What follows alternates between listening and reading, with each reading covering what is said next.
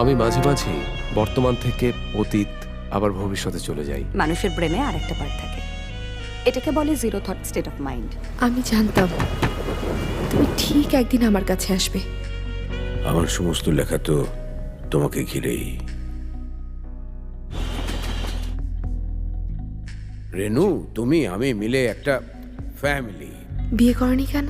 লেখালেখির ব্যস্ততায় কাউকে ভালোবাসতেই পারেনি। তুমি আমার কাছ থেকে কিছু লুকোচ্ছ।